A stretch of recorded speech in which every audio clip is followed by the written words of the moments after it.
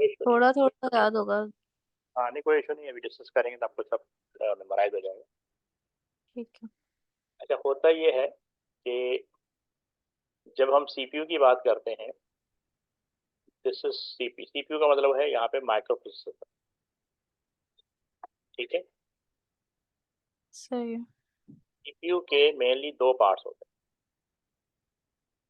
एक होता है सीयू और एक होता है एएल। ठीक है।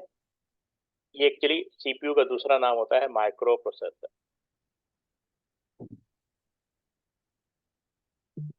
अच्छा, सीपीयू कनेक्ट होता है वन ऑफ द मेमोरी, आप नाम सुना होगा कैशे मेमोरी, सुना है कैशे। जी जी, सुना है कैसे। कैशे कनेक्ट होती है रैम के साथ, जो फिजिकल रैम। जब हम अ, अच्छा, ये कनेक्ट होती है इधर, और ये इसके साथ, और ये एरो है, ये इसके साथ और ये इसके साथ रैंडम एक्सेस मेमोरी। random है। तो ये डायरेक्टली भी कनेक्ट होती है सीपीयू के साथ। ठीक है। ठीक। और input devices, they are connected with RAM. ठीक है, यहाँ पे होती है आउटपुट डिवाइसेस, और ये भी कनेक्ट के साथ, और यहाँ पे होती है हार्ड डिस्क, इसके साथ कनेक्ट होती है, और इसके साथ। ठीक। तो ये बेसिकली, अच्छा, कंट्रोल यूनिट डॉटर लाइन हम शो करते हैं। कंट्रोल यूनिट एएलयू इनका फंक्शन। मैं बताता हूँ। अच्छा, मेनली ये सीपीयू होता है, माइक्रो प्रोसेसर। अच्छा, इसकी अपनी एक इंटरनल मेमोरी होती है जिसको हम कहते हैं रजिस्टर।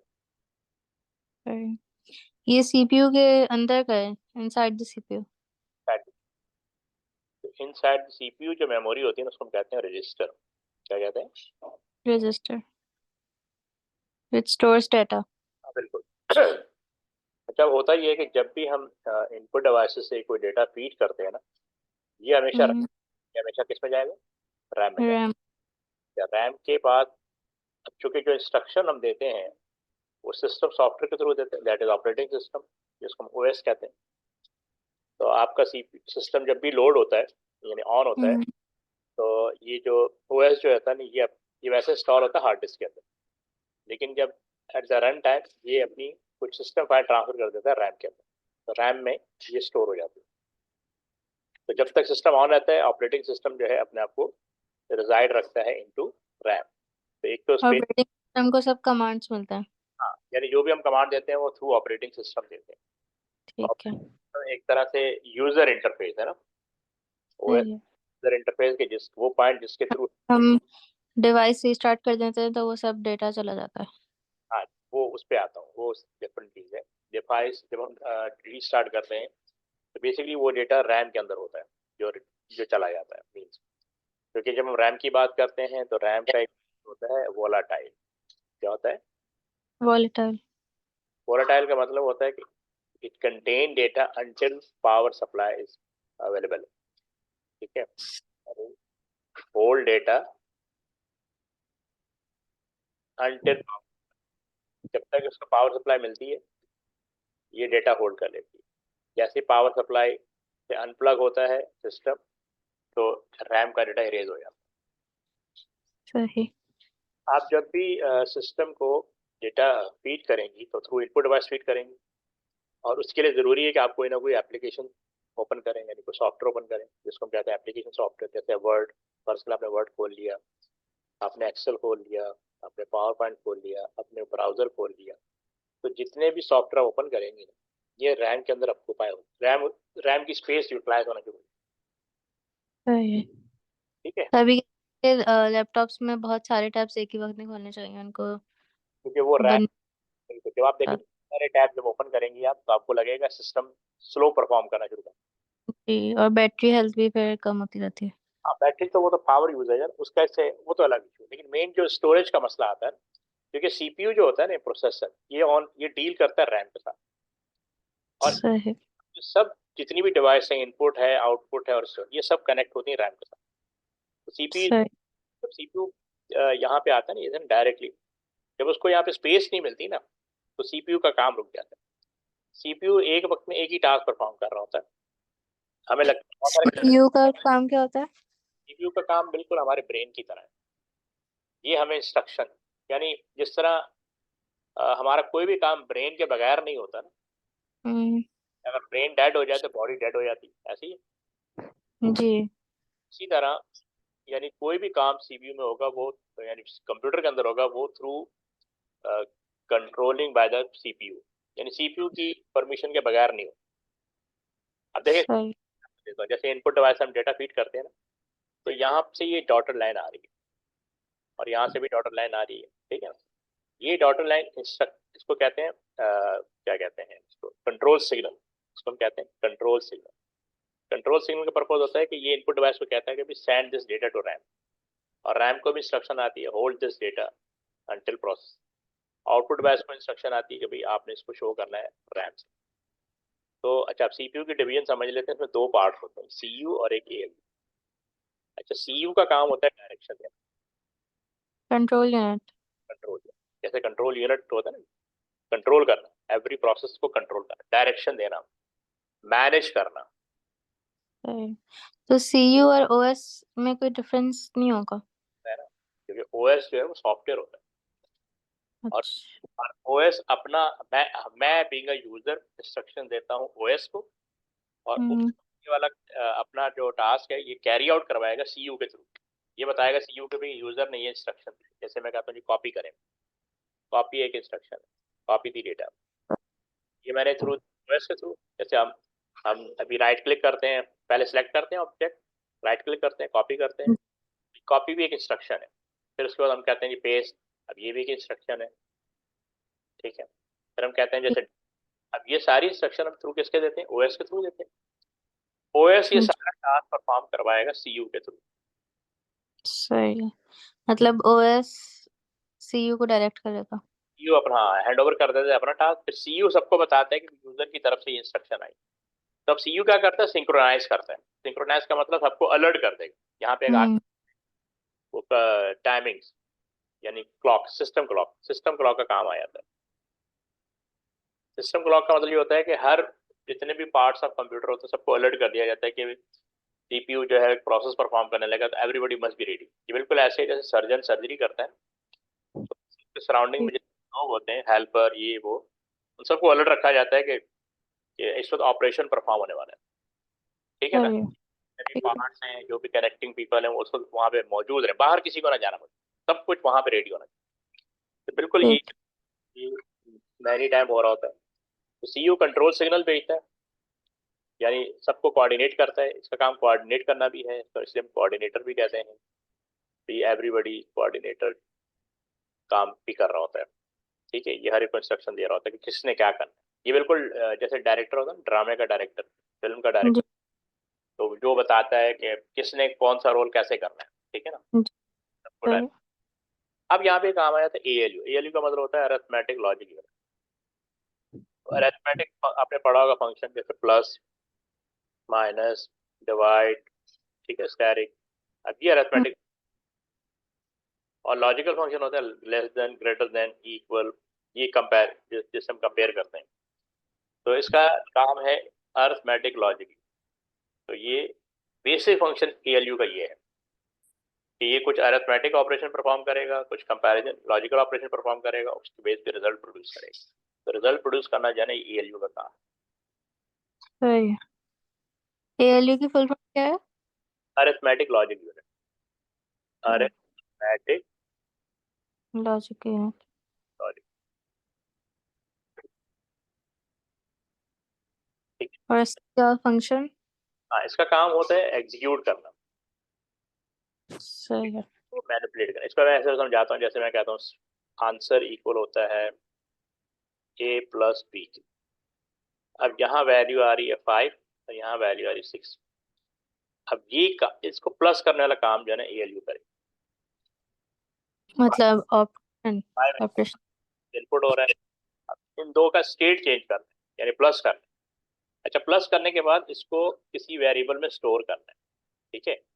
अच्छा, क्योंकि वेरिएबल में इसलिए स्टोर करना होता है, वेरिएबल का मतलब होता है मेमोरी की लोकेशन, तो ये वहीं से डेटा पिक करता है।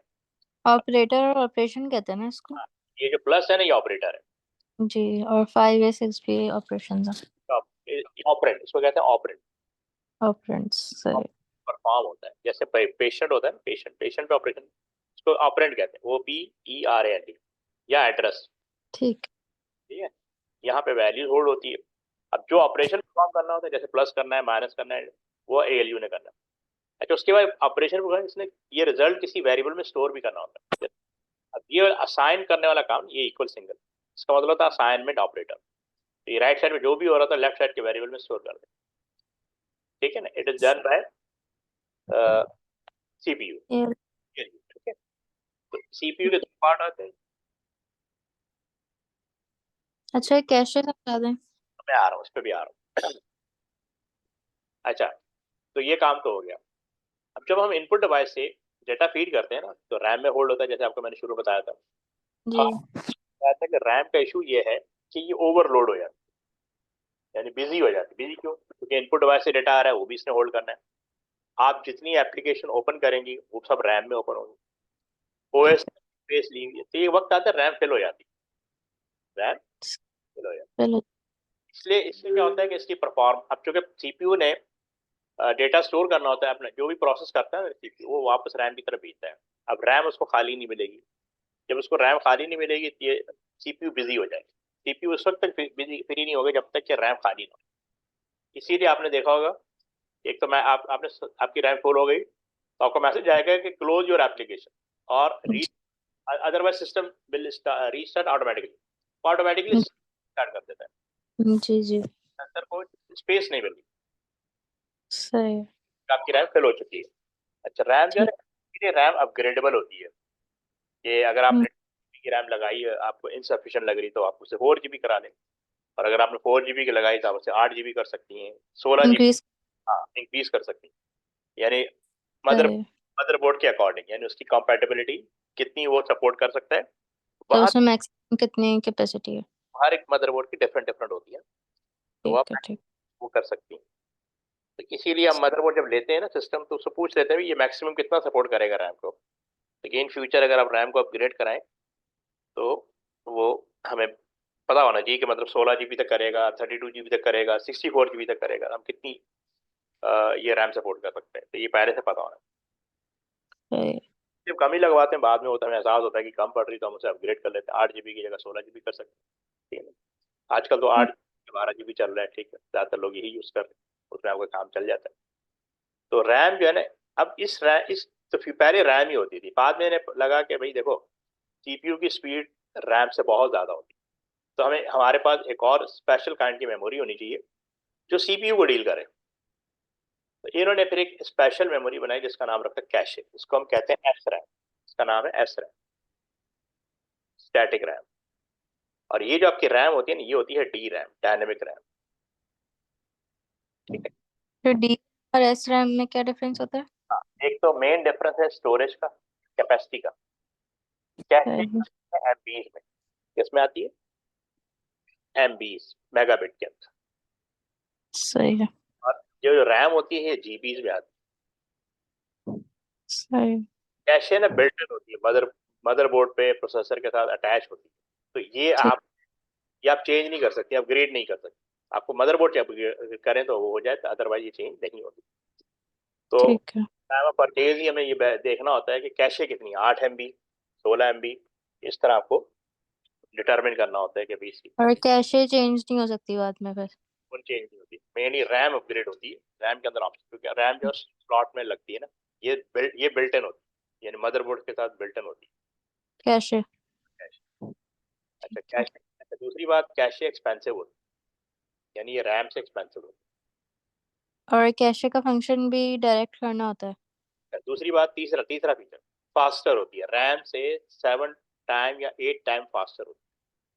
यानी अगर ये 10 नैनो सेकंड पे रैम चल रही है, तो ये 70 या 80 नैनो सेकंड पे चल रही है। यानी एक तो फास्टर होती है, नंबर 2 जी। लेस स्टोरेज होती है, नंबर 3 एक्सपेंसिव होती है। इसका आर्किटेक्चर ऐसा है कि ये रैम से एक्सपेंसिव होती है। मतलब कैशे में ज्यादा एडवांटेजेस है। हाँ नहीं, उसका अपना रोल, उसका मतलब है कि कैशे में सिर्फ डेटा जाता है या इंस्ट्रक्शन जाता है। अब इसका सही। प्रॉब्लम होता है कि सीपीयू को अगर कोई इंस्ट्रक्शन देखनी होती है ना, तो सबसे पहले कैशे में देखें। अच्छा, कैशे के अंदर भी ना 3 लेवल आ चुके हैं। लेवल 1, पहले वो लेवल 1 को चेक करेगा, फिर वो लेवल 2 को चेक करेगा, फिर वो लेवल 3 को चेक करेगा।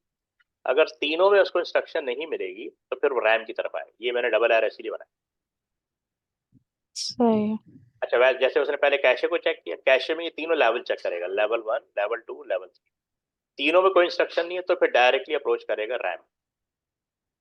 ठीक है। ठीक है। मगर सबसे पहले सीपीयू इंस्ट्रक्शन सीयू को देगा। हाँ नहीं, सीयू को तो हम इंस्ट्रक्शन दे रहे हैं, ओएस दे रहे हैं कि भाई ये यूजर ने कॉपी की कमांड दी है, डिलीट की कमांड दी है, रीनेम की कमांड दी है, पेस्ट। तो सीयू फिर सबको अलर्ट कर देगा कि भाई ये कॉपी करना है, पेस्ट करना है, ये सबको अलर्ट कर देगा। एएलयू जो है वो मैनिपुलेशन वाला काम करेगा, यानी एग्जीक्यूशन वाला काम। सही। ठीक है। तो अच्छा, अब फिर ये जब इंस्ट्रक्शन पिक करता है, अब सबसे स्मॉलेस्ट मेमोरी जो होती है ना वो रजिस्टर होती है, रजिस्टर। और रजिस्टर डिटरमिन करते हैं किसी भी क्या कहते हैं, प्रोसेसर की स्पीड को। ठीक है। तो जैसे अब रजिस्टर का जो मेमोरी साइज होता है वो बाइट्स में आता है। कितना? जी। बाइट्स। बाइट। 16 byte 32 byte. हाँ। तो अब रजिस्टर का साइज जैसे यानी फिक्स होता है, तो 16, जैसे अब मैं बात कर रहा हूँ, जैसे 8 बिट, 8 बिट इक्वल होता है, आपको पता होगा, 1 बाइट के। ठीक है। तो 1 बाइट का मतलब ठीक। होता है 1 character. At a time 1 character को प्रोसेस कर सकता है अगर रजिस्टर का साइज 1 बाइट। ये 2 बाइट भी होता है। 2 बाइट का मतलब होता है 16 बिट्स। ठीक है, ठीक। 16 इक्वल टू ठीक 2। है। अच्छा, तो प्रोसेसर अगर ये 16 बिट का है रजिस्टर, तो इसका मतलब ये एट ए टाइम 2 करेक्टर को प्रोसेस करता है। लेकिन ठीक। आजकल जो मिनिमम आ रहा है वो 32 बिट्स आ रहा है। 32 बिट, 32 बिट का मतलब होता है 4 बाइट। सही है। तो एट ए टाइम 4 करेक्टर को प्रोसेस कर सकते हैं। अच्छा, फिर 64 बिट भी आ रहा है। आपने कभी इंस्टॉलेशन की होगी तो पूछता है कि आपका प्रोसेसर कितनी स्पीड का है, यानी कितनी बिट्स को हैंडल कर सकता है। तो उसमें मेंशन होता है कि मिनिमम 32 बिट होना चाहिए। अब आपने जो एप्लीकेशन इंस्टॉल करने जा रही है ये 64 बिट की है, तो 64 बिट वाली एप्लीकेशन जो है वो 32 बिट के प्रोसेसर पे नहीं चलेगी। ठीक है। सही है, उसके साइज के अकॉर्डिंगली। बिल्कुल, क्योंकि नंबर ऑफ बिट्स मूव करना होता है ना। तो ठीक है। ये भी चीज़ हम देखते हैं कि हमारा प्रोसेसर क्या है, कितनी, वो हम at the time of purchase ये भी डिटरमिन करते हैं कि भाई ये प्रोसेसर की स्पीड कितनी है। तो सही। 32 बिट आता है, और या इससे ज़्यादा 64 बिट आता है, और 128 बिट भी आ रहा है। ठीक है ना, ये बहुत फास्टर होता जो है। अब आपने 5A+6B, ये वाला ALU का है ना? देख सकते हैं कौन सा। नीचे जो आपने लिखा है 5A+6B। हाँ, ये एएलयू का काम है, यानी ये इसमें प्लस करने वाला एग्जी। ऑपरेटर का काम है ना, ये बेसिकली, हाँ ये एग्जीक्यूशन है ना। ये प्लस जी जी। करने वाला काम यानी ऑपरेटर या ऑपरेशन जो भी परफॉर्म करता है वो एएलयू करेगा। ठीक है। जैसे इक्वल जो है, ये भी प्रोसेसिंग का ही पार्ट है, यानी वैल्यू को असाइन कर रहा है राइट साइड से लेफ्ट साइड। सही। तो ये होता है। तो अच्छा, कैशे, कैशे का काम बेसिकली ये होता है कि ये सीपीयू जो रिजल्ट प्रोड्यूस करेगा वो कैशे में ट्रांसफर कर दे। तो कैशे एक ऐसी बाल्टी बाल्टी होती है ना, बाल्टी, जिसका जी जी। ऊपर वाला जो सेक्शन है वो ओपन होता है, और यहाँ पे स्मॉल सा एक होल होता है, यानी ऊपर से पानी आ रहा है और नीचे से ही निकल रहा है, स्लोली स्लोली, और जाता है रैम में। ठीक है, क्योंकि आप जब रैम में चला जाता है ना, तो जब आप सेव बटन पे क्लिक करेंगी तो वो हार्ड डिस्क में जाके सेव, क्योंकि परमानेंट स्टोरेज वो हार्ड डिस्क के अंदर होती है। तो ये एक ऐसी बकेट है या बाल्टी है जिसके ऊपर से तेजी से पानी आ रहा है, नीचे से वो स्लो स्लो नीचे से वो रैम की तरफ मूव होता तो फिर कैशे का काम सारे डाटा को है। हाँ, होल्ड। रैम की तरफ करना होता है। हाँ, वो यानी प्रोसेसर को रिलीज करना है, क्योंकि अगर प्रोसेसर रिलीज नहीं हुआ ना तो आपका सिस्टम हैंग हो जाए, ये काम नहीं करेगा। प्रोसेसर अपने आप को रिलीज कर लेता है ना, जो भी उसको टास्क दिया जाता है वो मतलब वो फटाफट, यानी उसकी स्पीड बहुत ज्यादा, मैं स्पीड डिस्कस करूंगा, वो इतनी ज्यादा स्पीड होती है कि वो करके उसको अपने आप को फारिग कर लेता है, ताकि वो, क्योंकि अगर प्रोसेसर बिजी होगा तो कोई काम नहीं होगा। ठीक है। बिजी उसी वक्त होता है जब उसको, जब उसने रिजल्ट प्रोड्यूस कर लिया और उसको स्पेस नहीं मिली, और रैम में स्पेस होती नहीं है, रैम ऑलवेज इनसफिशिएंट, आप 16 GB के लगा ले तो भी इनसफिशिएंट है, आप उसे डबल 32 GB का ले तो भी इनसफिशिएंट रहेगी। अल्दो के परफॉर्मेंस बेटर हो जाती है, but again RAM always insufficient, क्योंकि यूजर बहुत ज्यादा उस पर लोड पुटअप कर रहा होता है, एप्लीकेशन पे एप्लीकेशन ओपन किया जा रहा है, टैब के ऊपर टैब ओपन किया जा रहा है, तो बैकग्राउंड म्यूजिक भी लगा होगा, सारे काम हो रहे हो, तो वो तो वो काम कैसे का होता है? हाँ बिल्कुल, तो रैम जो है ना इसमें ओवरलोड हो जाती है, उससे सिस्टम मगर डायरेक्ट ओएस और सीयू कर रहा होगा। हाँ डायरेक्शन, क्योंकि वो तो डायरेक्शन दे रहा है, आपने देनी है, आपकी डायरेक्शन ओएस लेता है और ओएस आगे सीयू को ट्रांसफर करता है। ये सही। ऐसे हम बनाते हैं ना, ये मैं बताता हूँ इसको।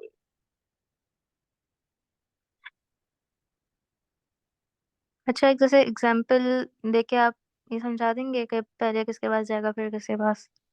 क्या चीज वैसे होता सीयू है। है, ये हार्डवेयर की वो होती है कोर, और ये आपका ओएस होता है, ठीक है, और इससे ऊपर बेसिकली आपका यूजर होता है। तो यूजर कनेक्ट करता है ओएस के साथ, ओएस कनेक्ट करता है हार्डवेयर। सही। हार्डवेयर हार्डवेयर का मतलब है कि सीपीयू को इंस्ट्रक्शन दे रहा है, सीपीयू में सीयू रिसीव करेगा। और अभी एक और आगे बनाता हूँ ना, फैच एग्जीक्यूट साइकिल की डायग्राम, तो फिर आपको मैं वापस स्लाइड पे लेकर आऊंगा और वहाँ डिटेल पे देखते और ओएस और सीयू का सेम पर्पस है? हैं। हाँ ओएस ने तो एज ए सॉफ्टवेयर आपसे इंस्ट्रक्शन लेनी है ना, और ये आगे हार्डवेयर को ट्रांसफर करेगा, हार्डवेयर कौन सा होगा, सीयू का होगा। ओएस आपको इंटरफेस दे रहा है, क्योंकि मैं हार्डवेयर से डायरेक्टली डील नहीं कर सकता, बीइंग अ यूजर आप हार्डवेयर को कैसे इंस्ट्रक्शन देंगे। तो आपकी जो भी इंस्ट्रक्शन होती है, देखिए आपके बॉडी, हमारी जो बॉडी होती है, जैसे मैंने हाथ मूव कर, तो इसकी इंस्ट्रक्शन भी ब्रेन से आती है। और अगर मैं जी गर्म चीज को टच करूंगा, जैसे पानी होता है या तो मुझे थोड़ी पता है वो गर्म, वो पानी ठंडा है या गर्म, वो तो मुझे ब्रेन बताता है कि आपने जिस चीज को टच किया है वो हॉट है, वो कोल्ड है। अच्छा ऐसा होता है ना, जैसे आग के पास आप हाथ लेके जाती हैं तो फौरन आप खींच लेंगे, जी जी तो आपको ब्रेन बता रहा है ना जी। कि आग है। हाथ को थोड़ी पता है कि ब्रेन डिटेक्ट करता है कि हार्मफुल चीज है ये, हाँ हार्म देगी। जो भी चीज है, मतलब आप स्मेल कर रही है, आप किसी चीज को टच कर रही है, और अगर वो चीज हॉट है तो आप हाथ पीछे कर रही है, तो देखो वो आपको ब्रेन ने बताया, हाथ को कुछ नहीं पता है कि आप क्या कर रही है, बॉडी को कुछ नहीं पता, ठीक है ना, बॉडी ने मूव करना है, वो सारी इंस्ट्रक्शन ब्रेन से आती है। अच्छा है, अच्छा ये भी सारा याद रखिए कि पहले इनपुट होगा, फिर प्रोसेस होगा, फिर आउटपुट होगा, ये बेसिक फंक्शन आपको पता होगा ना, कि सबसे पहले इनपुट होना जरूरी है, जैसे इनपुट बना, जी जी। प्रोसेस होगा, फिर आउटपुट जनरेट होगा। ठीक है। तो इसी तरह जैसे पहले हम जैसे अपनी डिवाइस में कुछ एंटर करेंगे तो ये सब वर्क करेगा और फिर हाँ, एज एन आउटपुट है। आपने पहले डेटा फीड करना है, ये प्रोसेस होगा, फिर आउटपुट जनरेट होगा, ये तो ऐसी है, सही। आपके बोलने के लिए जरूरी है कि पहले आप सुने, ऐसे ही जी ना, लिखने के लिए जी जी पहले आप रीड करें। जी। एक सेकंड।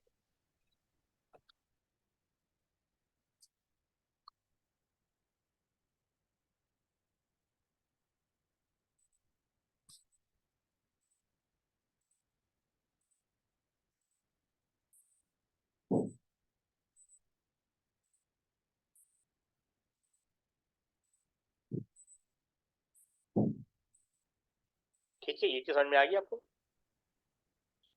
जी ये आ गया समझ में आपको ये वाला कॉन्सेप्ट। ये आ गया। एक और मैं इसके एक और डायग्राम बना के आपको समझाता हूँ, एक होता है फैच एग्जीक्यूट साइकिल, जी।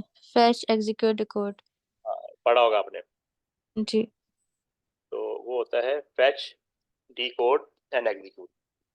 जी ये आ गया, इसमें फिर से सीपीयू बना रहा हूँ,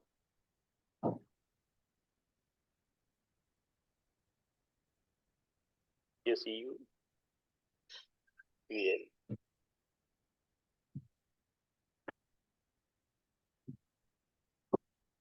टाइम का आपने ध्यान रखना, क्योंकि मेरी एक क्लास में ना दूसरी क्लास होती है, जी जी। जो टाइम मैंने दिया होता है ना, मैं कोशिश करता हूँ उसी टाइम पे शुरू करूँ और उसके बाद उसको टाइम पे आए। तो अच्छा यहाँ पेपर चले 4 + 5 = 9। अब ये मेमोरी, तो सीपीयू में, अच्छा जो इंस्ट्रक्शन, पहले सबसे पहला स्टेप होता है गेट द इंस्ट्रक्शन, उसको हम कहते हैं फैच। तो पहला स्टेप होता है फैच, जिसमें कंप्यूटर इंस्ट्रक्शंस देगा। फैच का मतलब होता है ठीक। गेटिंग इंस्ट्रक्शन फ्रॉम मेमोरी, क्योंकि आपकी इंस्ट्रक्शन जो है मेमोरी में होल्ड होगी, ठीक है। अच्छा, ठीक। सेकंड होता है डी कोड, इसको कहते हैं। ठीक है। डी कोड का मतलब होता है इंटरप्रेट करना, व्हाट टू डू, करना क्या है, प्लस करना, ठीक है। तो ये वाला ठीक। काम, अब एलयू को नहीं पता क्या करना है, एलयू को तो एलयू को काम प्लस करना, लेकिन उसको ये नहीं पता करना क्या है, ये बताता है सी यू। तो ये जो दो स्टेप होते हैं ना, फैच और डी कोड, ये सी यू के अंदर होता है, ये याद है। सही है। फिर थर्ड स्टेप पे एग्जीक्यूट आता है, कहते हैं एग्जीक्यूट, यानी एग्जीक्यूट का मतलब प्लस करना, जी। या आंसर आ हाँ मतलब आंसर प्रोड्यूस करना। अब यार आंसर ठीक। प्लस करने से आएगा, माइनस करने से आएगा, डिवाइड करने से आएगा, मल्टीप्लाई करने से आएगा। आप ये देखें कि ये काम आज, ये काम हम 5000 साल पहले भी कर रहे थे। आपने अबैकस का नाम सुना? जी जी। हाँ, मुझे बचपन में ये पहला कंप्यूटर था, दुनिया का पहला कंप्यूटर अबैकस था, और इसका काम भी यही था, ऐड करना, माइनस जी। करना, ठीक है ना। और ये 5000 साल पहले आया था, पता है आपको? Abacus one of the first computer जो 5000 साल पहले, ये जो आज हम जिस कंप्यूटर को एंजॉय कर रहे हैं ना, उसके पीछे 5000 साल, 5000 ईयर्स, एक पूरी सही। हिस्ट्री है क्योंकि हम पढ़ाते हैं। इसकी तीन, यानी तीन एजेस हैं, डार्क एज, मिडल एज और मॉडर्न। और हम बेसिकली मॉडर्न एज के अंदर इसको एंजॉय कर रहे हैं। तो डार्क एज में सारी मैनुअल डिवाइसेस थी, मैनुअल यानी डिवाइसेस अबैकस से लेके ऑनवर्ड, जिसमें 3000 हाँ 1890 हाँ 1890 तक ये सारी मैनुअल डिवाइसेस थी। जब तक इलेक्ट्रिसिटी नहीं आ गई थी ना, सारी कैलकुलेशन मैनुअली होती, तो उस एज को हमने नाम दिया डार्क एज। तो उसमें बहुत सारी डिवाइसेस हैं। और उसके सही। बाद जब इलेक्ट्रिसिटी आ गई तो ये इलेक्ट्रोमैकेनिकल डिवाइसेस बन गई, यानी इलेक्ट्रिसिटी को यूज करते हुए हम कैलकुलेशन को परफॉर्म करना शुरू कर। तो वो एज बहुत शॉर्ट थी, वो 45 ईयर्स, 1945 पहला इलेक्ट्रॉनिक कंप्यूटर आया था, जो वान न्यूमैन के कॉन्सेप्ट पे बना जी जी। था। और उस पे फिर इन्होंने फिर मॉडर्न एज का नाम दे दिया। मॉडर्न एज को भी 5 जनरेशन में हम डिवाइड कर चुके हैं, first generation, second generation, third generation, fourth generation, five. हम फिफ्थ जनरेशन में या फोर्थ जनरेशन के अंदर वर्कआउट कर रहे हैं। तो इस तरह एक कंप्यूटर बिल्ड हुआ है और हमारे सामने आ गया। अब कंप्यूटर का साइज है आपके थंब के साइज, यानी आपका जो थंब थंब है, यानी नाखून कह लें, नेल के बराबर है। इससे भी बल्कि छोटा आ गया, इतना इतना डेवलप किया हुआ, ठीक है ना। अच्छा, अब ये तीन स्टेज जब परफॉर्म हो गया तो चौथी स्टेज होती है स्टोर। स्टोर का आपके बुक में नहीं दिया हुआ, लेकिन स्टोर होता है। स्टोर के बाद ये वापस यहाँ जाएगा, तो इसको हम कहते हैं मशीन साइकिल। क्या कहते हैं? Machine machine side. साइकिल भी कहते हैं, लेकिन आपकी बुक में दिया हुआ है fetch decode execute cycle, fetch decode execute cycle. ये भी याद रखिएगा, अभी हम रजिस्टर पढ़ेंगे। तो सी एएलयू हमेशा जब रिजल्ट स्टोर करेगा ना, वो एक रजिस्टर, उसका नाम है अक्यूमुलेटर। ये हमेशा अक्यूमुलेटर में स्टोर करता है रिजल्ट, हमेशा अक्यूमुलेटर में स्टोर होता है और यहाँ से वापस रैम की तरफ चला जाता है। और ये स्ट्रक्चर, अच्छा, ये प्रोसेस चलता रहता है। अच्छा, अगर हम ये कहें कि एक इंस्ट्रक्शन, वन इंस्ट्रक्शन, हम कहते हैं कि one instruction completed in 1 second, completed in one, 1 second. हम इसको कहते हैं 1 हर्ट्स। हर्ट्स आपने सुना होगा, फिजिक्स अगर आप पढ़ रही हैं तो ये फ्रिक्वेंसी जी। साइकिल फ्रिक्वेंसी के नेट होता साइकिल पर सेकंड, तो यहाँ से लेकर साइकिल होता है, है। यानी एम्पलीट्यूड वेवलेंथ। हम डेटा में कहते हैं इसने 1 साइकिल पर सेकंड कंप्लीट कर। तो सही है। प्रोसेसर का भी यूनिट ये 1 हर्ट्स। 1 हर्ट्स का मतलब है कि 1 सेकंड में एक इंस्ट्रक्शन प्रोसेस हो। अब यही प्रोसेसर 1000 हर्ट्स, यानी 1000 इंस्ट्रक्शन को प्रोसेस करे 1 सेकंड के अंदर, हम्म। तो हम कहते हैं ये 1 किलो हर्ट्स इसकी स्पीड है, ठीक है। और अगर हम सही। यही processor 1000 kilo hertz instruction process कर सकता है, तो हम कहते हैं ये 1 मेगा हर्ट्स। मेगा का मतलब होता है मिलियन, और मिलियन का मतलब होता है 10 लाख, 10 लाख, ठीक है। तो ठीक आप है। डिटरमिन के एक प्रोसेसर 1 मिलियन इंस्ट्रक्शन को प्रोसेस कर लेता है 1 सेकंड के अंदर। उसके बाद ठीक। कहते हैं जी 1000 मेगा हर्ट्स, 1000 मेगा का मेगा मतलब हर्ट। है 1 गीगा हर्ट्स। अच्छा, गीगा का मतलब होता है 100 करोड़, गीगा का मतलब होता है 100 करोड़, हाँ 100 करोड़। तो 1 गीगा का मतलब होगा 100 करोड़। अब 100 करोड़ इंस्ट्रक्शन, अगर वन आगे प्रोसेसर की स्पीड 1 गीगाहर्ट्ज है, तो इसका मतलब है कि ये प्रोसेसर या ये कंप्यूटर 1 सेकेंड के अंदर 100 करोड़ इंस्ट्रक्शन को प्रोसेस करने की कैपेबिलिटी है। और नॉर्मली जो हम आजकल हमारे पास जो सीपीयू होता है वो 3.3 या 3.4 गीगाहर्ट्ज का आता है जो हम यूज कर रहे हैं। जी। आपने वो मोबाइल में भी देखा होगा ना कि 2.4 गीगाहर्ट्ज या 3.0 गीगाहर्ट्ज की स्पेसिफिकेशन में। तो इसका मतलब ये कि 300 करोड़ इंस्ट्रक्शन प्रोसेस करने की कैपेबिलिटी रखता है दिस काइंड ऑफ। और मैक्सिमम डिवाइसेस में कितना आता है? 3.4। हाँ, ये 3.3, 3.4, 3.5 कुछ ऐसे चल रहे हैं, 3 की रेंज में चल रहा है। गीगाहर्ट्ज ठीक का है। मतलब 300 करोड़ है, ठीक है। जी। तो इससे हम कंप्यूटर की स्पीड को डिटरमिन करते हैं। अब हम थोड़ा चलते हैं स्लाइड की तरफ, ठीक है। एक आपको कॉन्सेप्ट आ गया और उसमें देखते हैं पेपर बेस्ड क्वेश्चन भी होंगे, कुछ क्वेश्चंस को भी देखते हैं इसके क्वेश्चन कैसे आते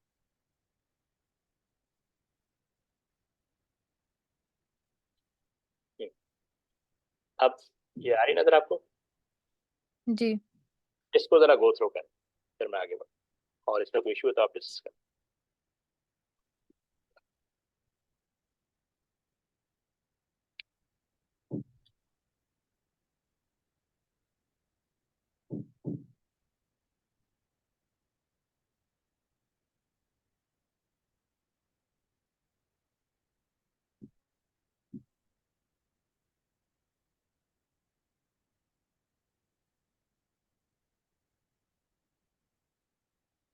ये जो इसने दिया हुआ ना stored concept,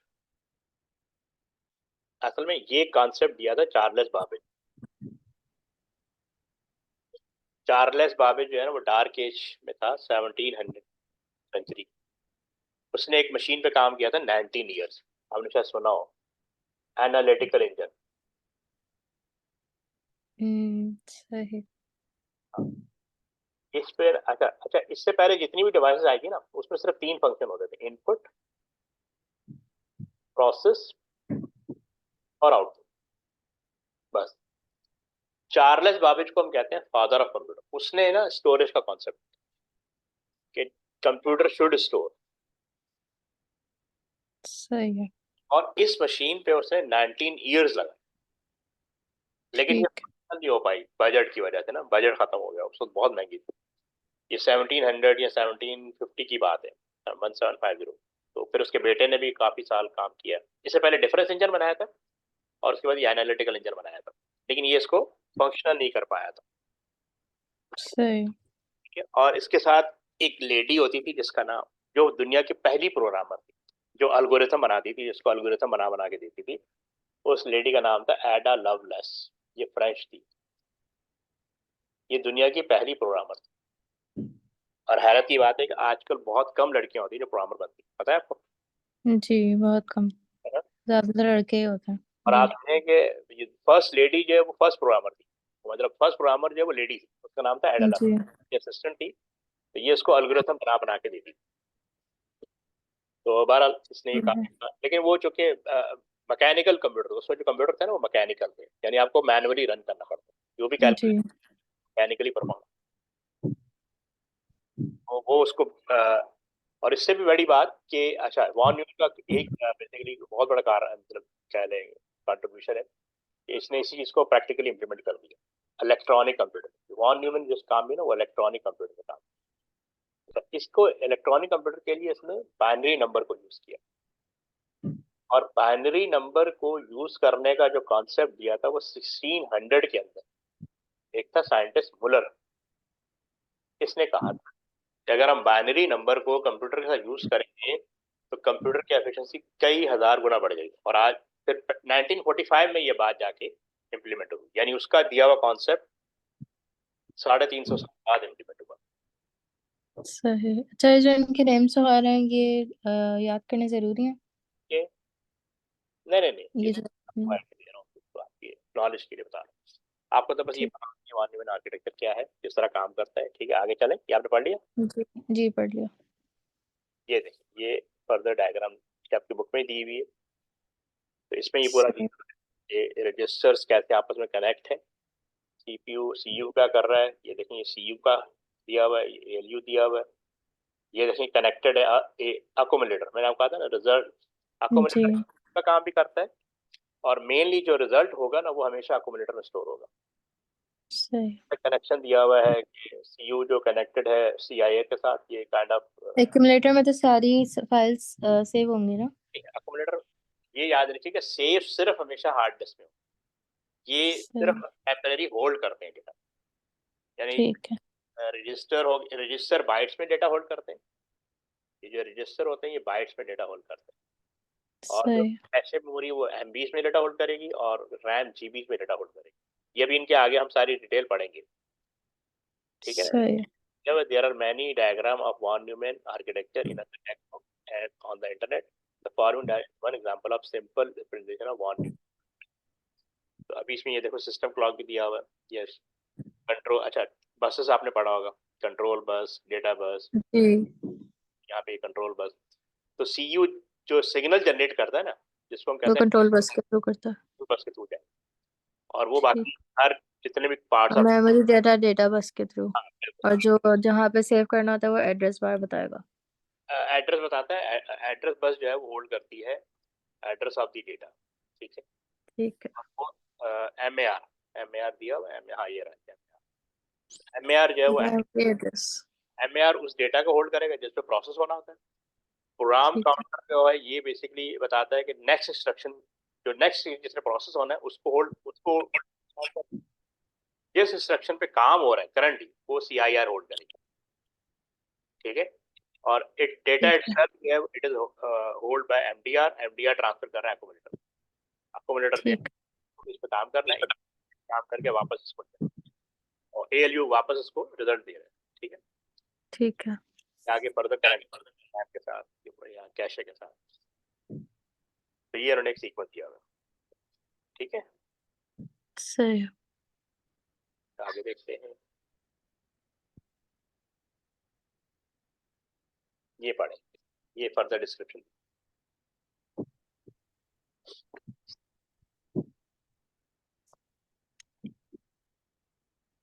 Arithmetical logic unit performs arithmetic and logic operations during program execution. Control unit reads instructions from memory, interprets them using the fetch, decode, execute cycle, and generates signals for the components register.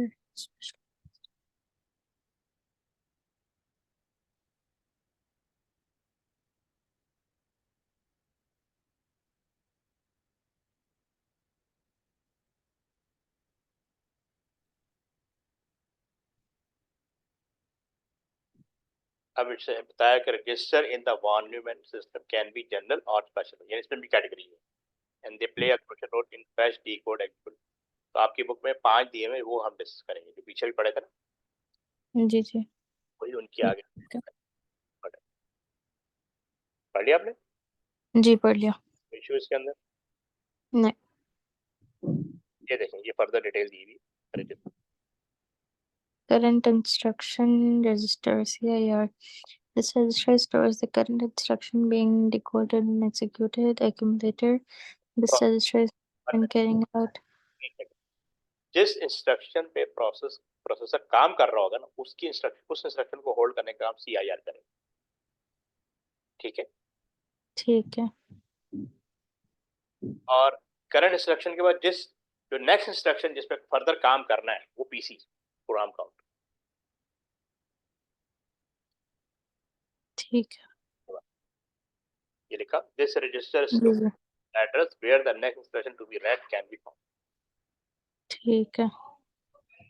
तो CIR और PC का similar function है। CIR current को hold करेगा, PC उससे next पर। ठीक है।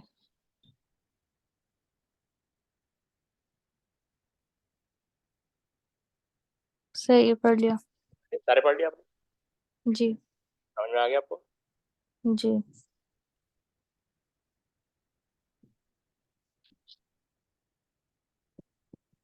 अब ये बसेस के बारे में,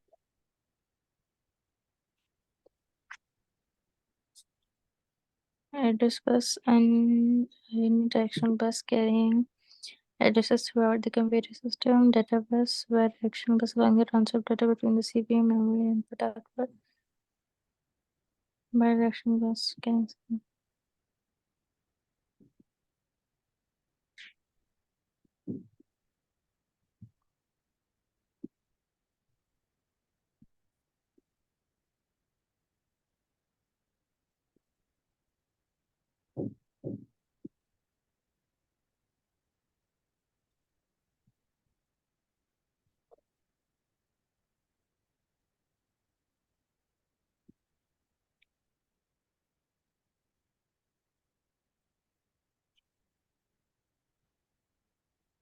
पढ़ लियो। सही है। ये तो पुराने वाले चैप्टर का लिखा। चैप्टर 2। चैप्टर 2, हाँ वो पहले चैप्टर 2 था ना, अभी चैप्टर 3 में कर दिया ना। ठीक है। चैप्टर 3 में आ गया, पहले चैप्टर 2 में था। अच्छा, चैप्टर 3 जैसे वास्ट चैप्टर है, तो ये हमारी कितनी क्लासेस में कवर होगा? ये देखिए अभी आपकी क्या नाम है, जो मंथ ऑफ जैन में चैप्टर 3 और 2 दोनों कवर हो जाएंगे, जो हमने प्लान किया हुआ पास पेपर के ठीक साथ। है। और जो मैंने आपको सिलेबस बना के भेजा था वो सही था रमजान के हिसाब से? सही है कि मैं चाह रही हूँ हाँ, रमजान में थोड़े आसान चैप्टर्स हों। ठीक, हाँ बिल्कुल सही है। पहले आपके मोस्ट क्रूशियल चैप्टर कवर हो जाएंगे, उसके बाद फर्दर हो जाएंगे। ठीक है। और अप्रैल में जो चैप्टर रखा है उसके लिए प्रैक्टिस मतलब उसी मंथ के लिए होगी, उसके बाद तो एग्जाम्स होंगे, तो उसमें कोई बर्डन तो नहीं होगा अप्रैल वाले चैप्टर्स में? तो हम रिवीजन भी शुरू कर लेंगे ना, वो तो हो जाएगा, 15 डेज में हो जाएगा इंशाल्लाह। ठीक है, ठीक है। Earlier fingertip identified the some components labeled as buses, shows how these buses are used to connect the CPU to the memory and to input-output devices. ये आपकी बुक से डायग्राम तो के बारे में बता रहा है कि बसेस कैसे कनेक्ट होती हैं सीपीयू के साथ, मेमोरी के साथ, इनपुट और आउटपुट के साथ। ठीक है। इनको हम सिस्टम बसेस कहते हैं, ठीक है। और हर एक का अपना अपना रोल है। पोर्ट्स, पोर्ट्स पता है, कनेक्टिंग पॉइंट होते हैं, जी जी। यानी जो तो ये तीन buses तीनों डेटा से तीनों उनसे कनेक्ट होंगे? वो हमारी, ये तो उन्होंने इस पॉइंट से बताया ना, मतलब जो भी इनपुट डिवाइस आउटपुट डिवाइस होती है, तो पोर्ट्स के थ्रू कनेक्ट होती है। माउस है, कीबोर्ड है, यूएसबी पोर्ट्स, यानी ये कनेक्टिंग।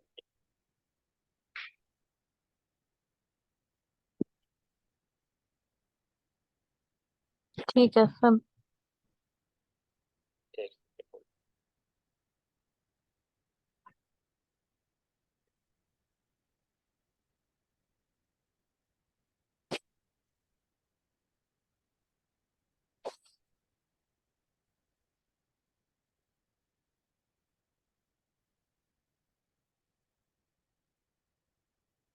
ठीक है, समझ में आ गया आपको डायग्राम? जी।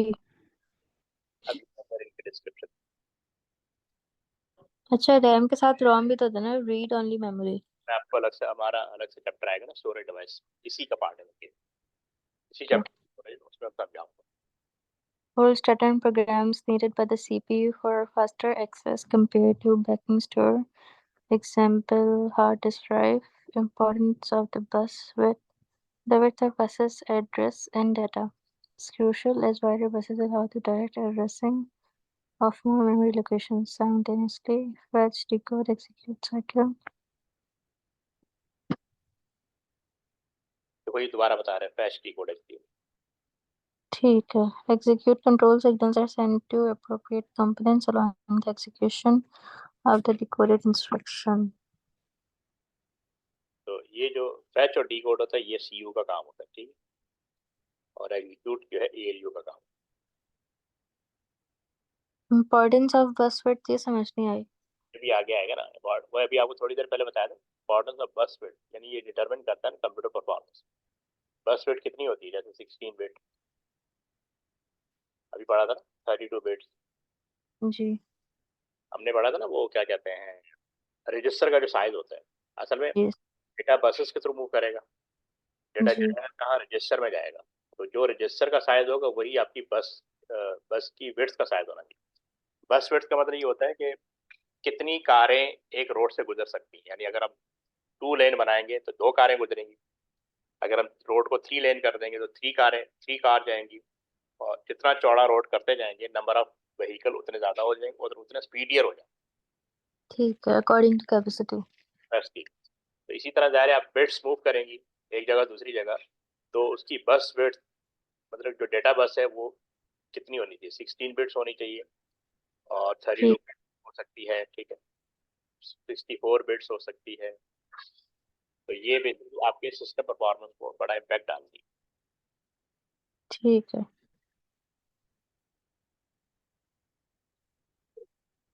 पढ़ लिया। ये देखें, ये फैच एग्जीक्यूट साइकिल का इन्होंने पूरा वो दिया हुआ है सीक्वेंस के, बेसिकली ये रजिस्टर काम कैसे करते हैं। सबसे पहले देखें इन्होंने दिया हुआ है कि ये प्रोसेसर का काम है एन इंस्ट्रक्शन, यस, तो ये नीचे आएगा। The program counter contain the address of the memory location of the next instruction which has to be fetched, ठीक है। ये शुरू होगा। फिर कह रहा है कि this address is then copied from the PC to the memory address register, यानी PC से डेटा मेमोरी। जाएगा MAR की तरफ, ठीक है। MAR memory MAR, this is done using the address bus। फिर कह रहा है the content instruction at the memory location address contained in the MAR are then copied temporarily into the MDR। इसका मतलब MAR से किधर चला जाएगा, यार। ठीक है। फिर कह रहा है the content instruction of the MDR are then copied and place into the current instruction register. MDR से आप कहाँ मूव करेंगे, सीआईआर की तरफ, ठीक ठीक है। है। फिर ये कह रहा है कि the value in the PC is then incremented by 1। तो जो पीसी होता है ना ये बेसिकली अपडेट कर दिया जाता है, इसको हम यहाँ पे ऐसे पीसी +1 हो जाएगा, so that it now point to the next instruction which has to be fetched. अच्छा, फिर कह रहा है instruction is finally decoded, fetch कर लिया आपने, डिकोड होगा and then executed by sending out via ये देखो। The various component of the computer system. तो सीयू की ठीक है। तरफ कि हम प्रोसेस करने वाले हैं, everybody must be ready. Any instruction to service, no तो एंड हो जाएगा, यस होगा तो दोबारा से ही प्रोसेस करना चाहिए। इसी को कहते हैं फैच डिकोड एग्जीक्यूट। ये दो इंस्ट्रक्शंस हैं, वो एड्रेस बस के थ्रू होंगे। एड्रेस बस तो एड्रेस कैरी करेगा जिस पे काम, जिस डाटा पे काम करना, ठीक है। डेटा इटसेल्फ डेटा हो बस पे होल्ड किया, डेटा बस के थ्रू करेगा, और उससे रिलेटेड जो इंस्ट्रक्शन है वो कंट्रोल बस के थ्रू होल्ड करेगा। यानी इंस्ट्रक्शन, डेटा और एड्रेस, तीन चीजें सही है। करना क्या है कि प्लस करना है डेटा, यानी जैसे A+B, तो प्लस वाला काम जो है ये तो इंस्ट्रक्शन हो गया, A+B, ए भी वैल्यू होल्ड कर रहा है, बी होल्ड कर रहा है, और इनके जो एड्रेस होंगे, एड्रेस का मतलब मेमोरी लोकेशन, वो एड्रेस हो गया और डेटा हो गया, सही है। तीनों की बसेस अलग है, सही है। ठीक है। ठीक है, ये समझ आ गया। आगे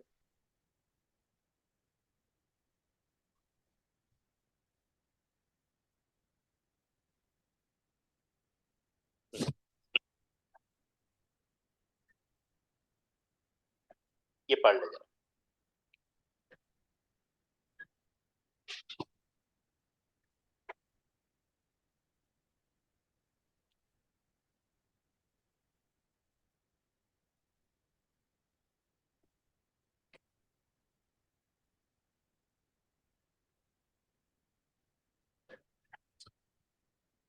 Out of Edison database affects computer performance, but while buses allow simultaneous addressing of memory locations, cache memory located within the CPU for faster data access than RAM.